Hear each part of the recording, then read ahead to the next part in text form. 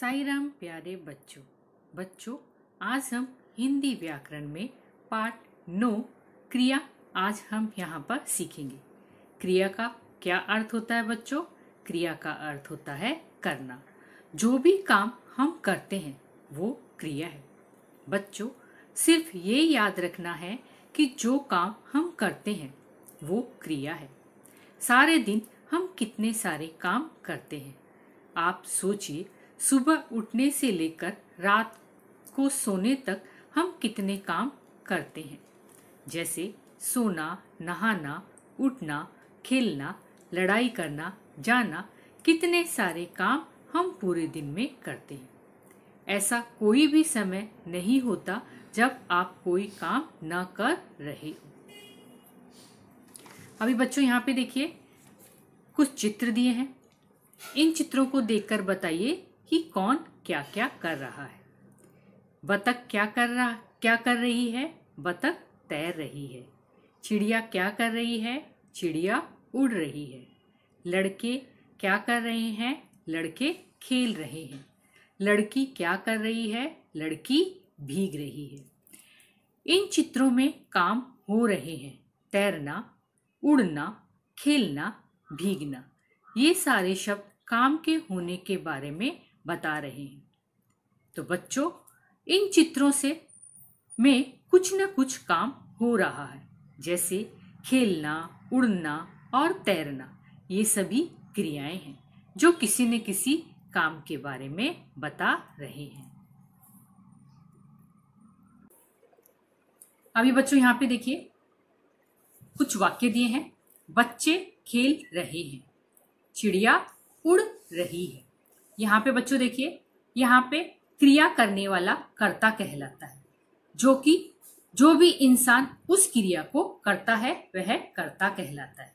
कुछ क्रियाएं ऐसी होती है जो हम करते हैं। यहाँ पे बच्चों देखिए, बच्चे खेल रहे हैं, चिड़िया उड़ रही है।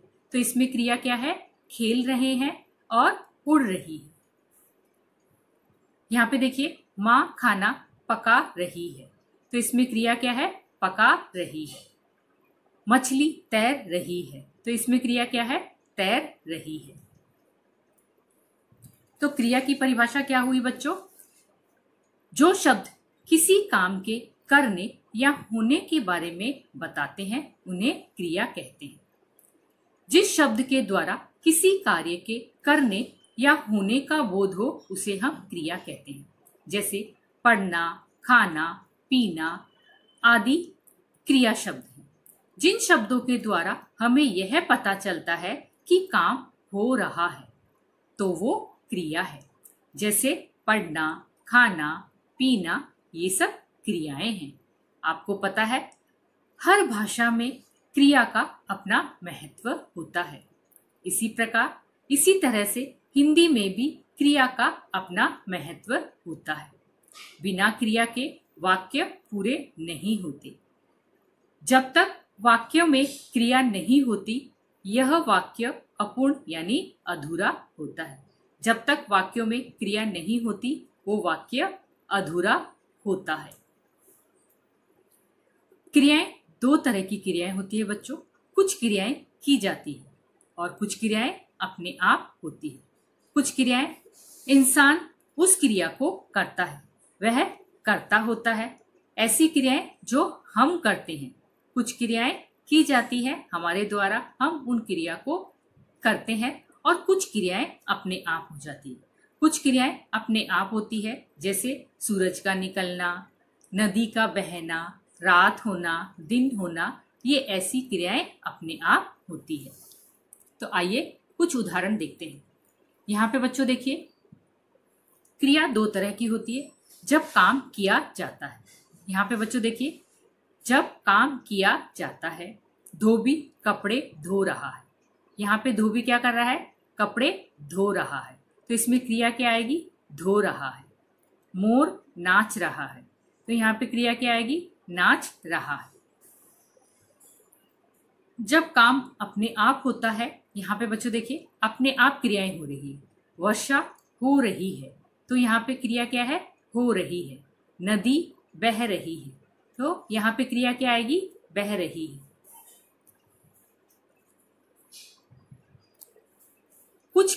काम किए जाते हैं और कुछ काम अपने आप हो जाते हैं।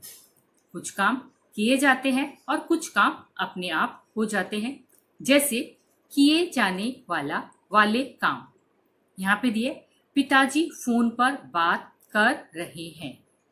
किए जाने वाले काम है, माताजी खाना बना रही है। माताजी क्या कर रही है?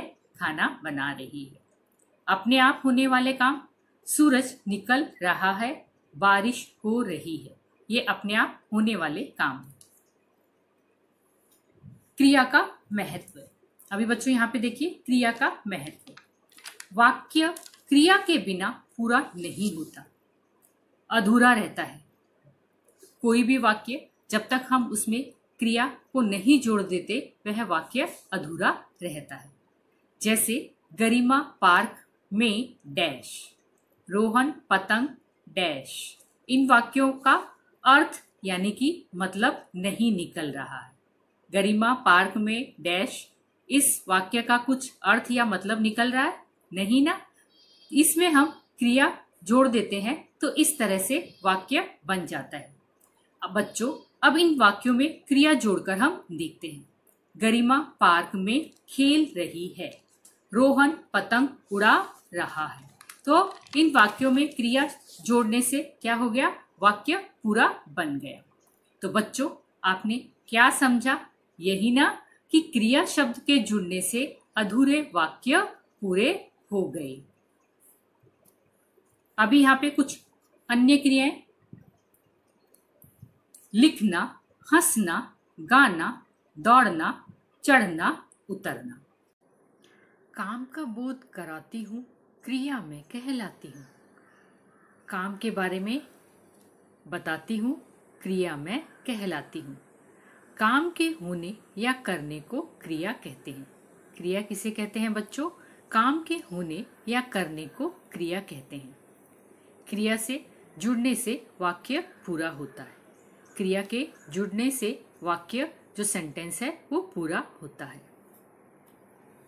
अभी बच्चों यहाँ पे देखिए, इस चित्र को ध्यान से देखिए और लिखिए कि इसमें क्या क्या हो रहा है। एक चित्र दिया है ना बच्चों। इस चित्र को आपको ध्यानपूर्वक देखना है और बताना है कि इसमें क्या क्या हो रहा है और आपको लिखना है। यहाँ पे देखिए बच्चों, सूरज निकल आया। सूरज क्या है? अपने आप निकल आया है, तो सूरज निकल आया। मान्या जूस पी रही है, राहुल पेड़ के नीचे खड़ा है, अंकुर आइसक्रीम खरीद रहा है। यहाँ पे बच्चों देखिए, अभी हमने पढ़ा था कि कुछ क्रियाएं अपने आप होती है और कुछ क्रियाएं की जाती है। तो यहाँ पे बच्चों देखिए, सूरज निकल आया। निकल आया ये क्या क्रिया है? अपने आप क्रिया हो रही है। मान्या जूस पी रही है। पी रही है क्या? ये क्रियाएं की जा रही है। राहुल पेड़ के नीचे खड़ा है। खड़ा क्या है? क्रियाएं हैं। अंकुर आइसक्रीम खरीद रहा है, तो खरीद रहा है क्या है? क्रियाएं। तो सूरज निकल आया, मान्या जूस पी रही है, राहुल पेड़ के नीचे खड़ा है, अंकुर आइसक्रीम खरीद रहा है। अभी एक एक्टिविटी बच्चों, यहाँ पे एक गतिविधि है, यह आपको स्वयं करनी है। इसमें क्या दिया है? रोज सुबह से शाम तक क्या क्या काम करते हैं लिखिए। आप जब सुबह उठते हैं और शाम तक क्या क्या कौन कौन से ऐसे काम करते हैं, वो काम आपको यहाँ पर लिखने हैं। सुबह से शाम तक जो भी आप काम करते हैं वह आपको अपनी रफ बुक में एक चार्ट बना के उसमें आपको लिखने हैं। उम्मीद करती हूँ बच्चों आपको क्रियापद समझ में आ गई होगी। इसी के साथ अभी हम यहाँ पर क्रिया समाप्त करते हैं। अगले वीडियो में कुछ नया सीखेंगे। धन्यवाद।